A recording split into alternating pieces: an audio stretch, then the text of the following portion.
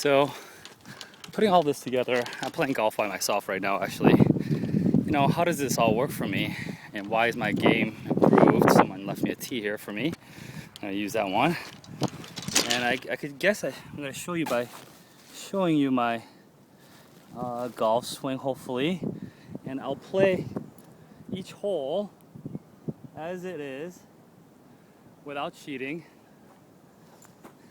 And again, it goes to that thing I called exponentum. Momentum exponentially, exponentum. And I want to feel this ball. It's about tempo, right?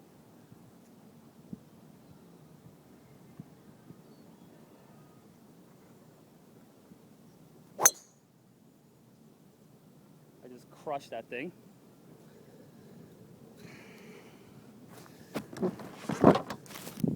This is a par 5, 585 yards, and we'll see where we go from here. But again, fractalizing each aspect of the game, I've been able to do a lot of crazy things. Like the 3 aspects of the game that I want to work on is my turn, my transverse angle, and my release. And if I could create acceleration in each of those fractals separately, what I get is a result that is an exponential result. So, and I apply this to a lot of different things. Like I apply it to, 25 mile per hour winds here. I apply it to just listening now, because it's all on that curve. I understand that it's going to take me a while to assess the situation, absorb it, before I exponentially understand it. Again, it's a slow growth, a slow understanding. Anything I do now, when I read, when I drive, I try to pull my car in directions now instead of hitting on the gas and letting it coast, because I want to pull the car in the proper direction. I want to keep control of the car a little bit more by aiming it and then pulling it in that direction. And I do that by accelerating. When I hit the gas pedal of the car, I don't just hit the gas hard. I accelerate it towards a speed that I want to get to. You can accelerate fast, but you want to accelerate so you have control of the car. And that applies for everything. And I've been able to do that for everything. Even when I walk here at my nice little golf round, I try to walk to my golf ball in an accelerated mode. I want to finish my walk here fast almost. When I walk or jog, for instance, my strides, my extension strides, I actually tend to try to accelerate my extension strides. I'm going to end this walk accelerated. And so here's my ball. I don't know how far I hit it, but I probably hit it 270. And again, I'm going to try to hit this ball again. Here's the ball. These are the guys in front of me. So I got to wait until they're done ahead of me. But I want to wait until they're done. So I've noticed again that when I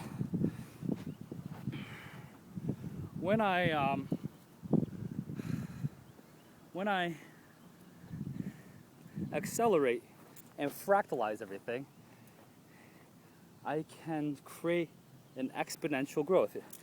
If I wanted to reach a green, I could probably reach a green in 2 here. But just for purposes of showing you that I can do this, I'm going to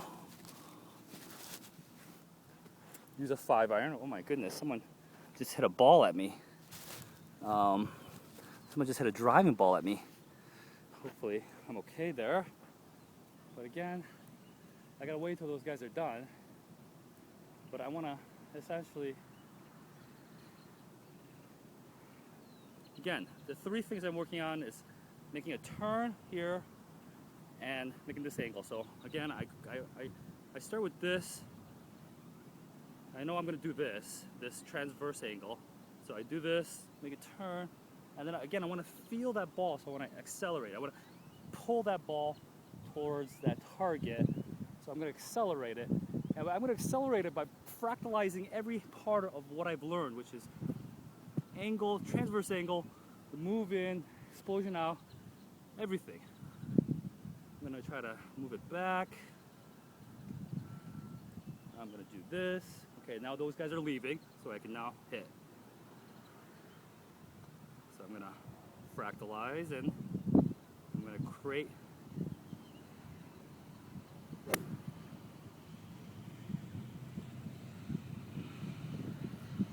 a nice 5-iron there.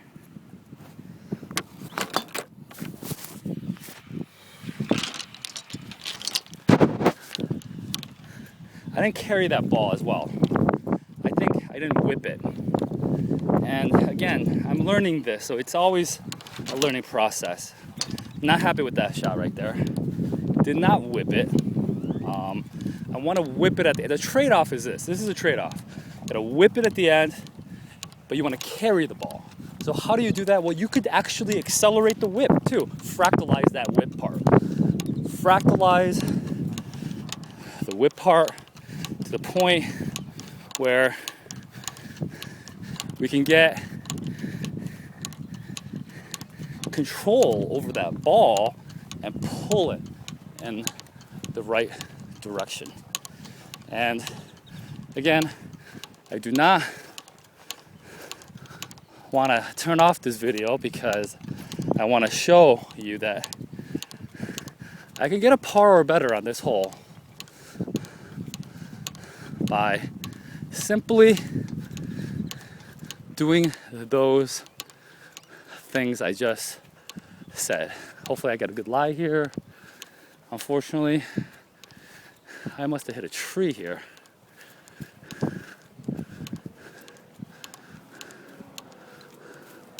All right, well, this is a good example here. I'm behind some trees. As you can see, what do? I'm in trouble. I'm gonna feel grateful that I have an opportunity, number one, to hit this shot.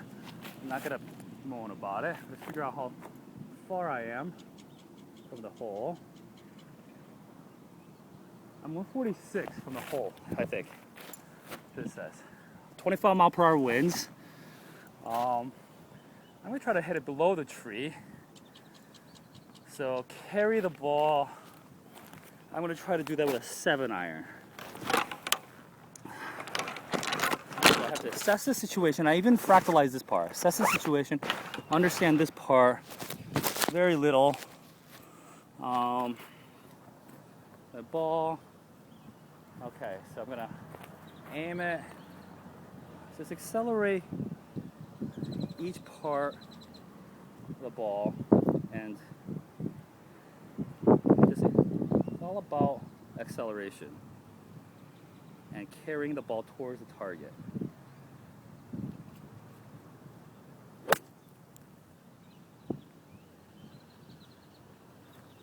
Ball's on the green.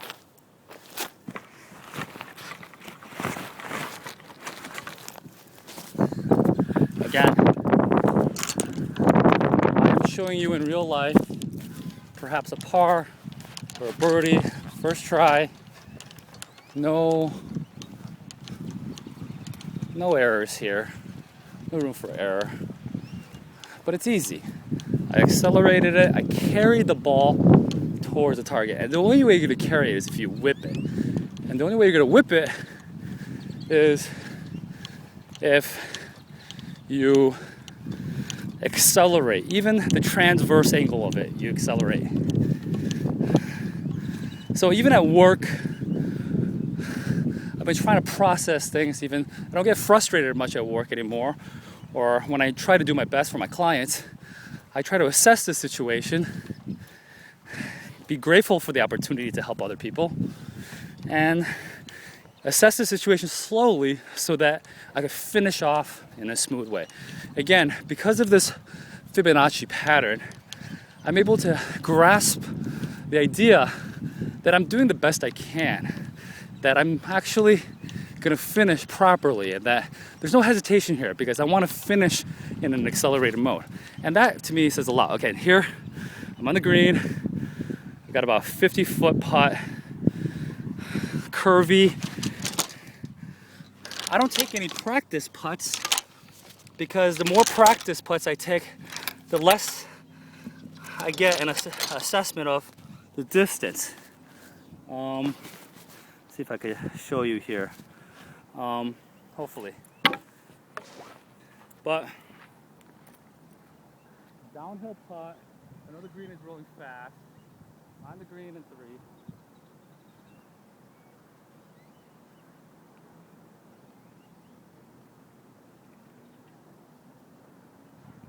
Carry the ball. My head still.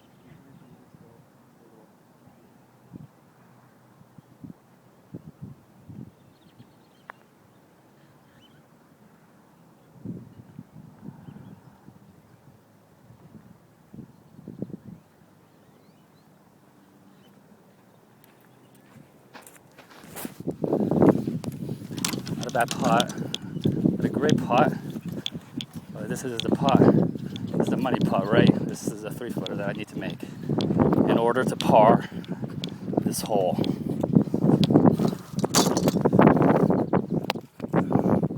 See if I can get you a good angle of the hole.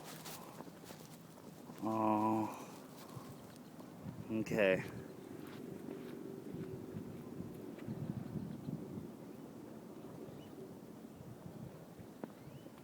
I don't take any practice putts. This is going to break a little bit to the right. Inside left I'm going to go. I'm going to carry the putt. Inside right I mean. Carry the putt into the hole. Head still. Hands always in front of the putter stake.